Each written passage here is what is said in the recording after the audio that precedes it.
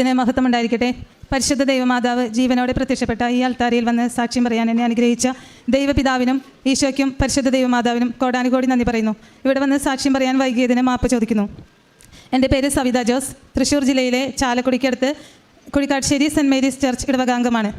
ഉടമ്പടി എടുക്കുന്നതിന് മുന്നേ തന്നെ കൃപാസനത്തിലെ ആരാധന യൂട്യൂബ് ചാനലിലൂടെ കൂടിയപ്പോൾ എൻ്റെ മകനെ ലഭിച്ച ഒരു അത്ഭുത രോഗശാന്തി വഴിയാണ് ഞങ്ങൾ ഇവിടേക്ക് വരാനിടയായത്.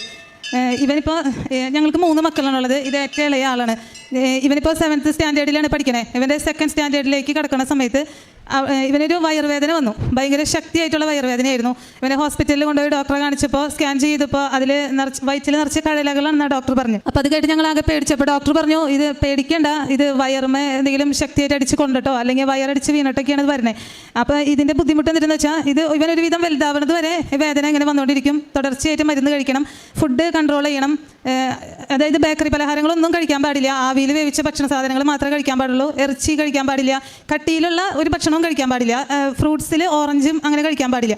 അപ്പോൾ ഇവന് ഭയങ്കര ഇണത്തിലാണ് വേദന വന്നത്. ഇവനെ ഹോസ്പിറ്റലിൽ അഡ്മിറ്റാക്കി 10 ദിവസം അഡ്മിറ്റാക്കി 2 നേരം ഇഞ്ചക്ഷൻ ഉണ്ടായിരുന്നു.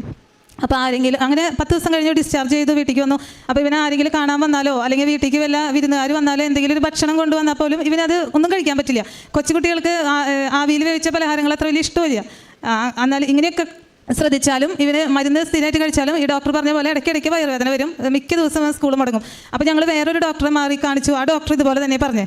അങ്ങനെ ഒരു ദിവസം ഒരു വിശേഷ ദിവസമായിരുന്നു. അപ്പോൾ വീട്ടിൽ കുറേ നല്ല ഭക്ഷണങ്ങളൊക്കെ ഉണ്ടാക്കിയിട്ടുണ്ടായി. അപ്പോൾ ഇവനൊരു ദിവസം എൻ്റെ അടുത്ത് അടുക്കളയിൽ ആ നേരത്ത് വന്നിട്ട് പറഞ്ഞു, അമ്മേ എനിക്ക് മാത്രം എന്തിങ്ങനെ എപ്പോഴും വരണേ, എനിക്ക് ഇതൊക്കെ കണ്ടിട്ട് കൊതിയായിട്ട് പാടില്ല എന്ന് പറഞ്ഞു. അപ്പോൾ അത് കേട്ടപ്പോൾ എനിക്ക് ഭയങ്കര സങ്കടമായി. അപ്പോൾ ഞാൻ പലതവണ ഇവനോട് ഞാൻ പറഞ്ഞു കൊടുത്തിട്ടുണ്ട്, മോന് വേദന എടുത്തിട്ടല്ലേ, ഇഞ്ചക്ഷൻ ചെയ്യുമ്പോൾ വേദനയല്ലേ, അതുകൊണ്ടല്ലേ മോനോട് മരുന്ന് ഇതൊന്നും കഴിക്കേണ്ടെന്ന് അമ്മ പറയണേന്ന്. പക്ഷെ അന്ന് എനിക്ക് പറയാൻ തോന്നിയത് ഇങ്ങനെയാണ്, എടാ നിനക്ക് ഈശോയ്ക്ക് മാതാവിന് ഒരുപാട് ഇഷ്ടമാണ്, അതുകൊണ്ടാണ് നിനക്ക് ഈ വേദനയൊക്കെ തന്നെ. അപ്പോൾ നീ അത് ഈശോയ്ക്ക് വേണ്ടി സമർപ്പിക്കുക, അപ്പോൾ നിനക്കതൊരു പുണ്യമായി മാറും.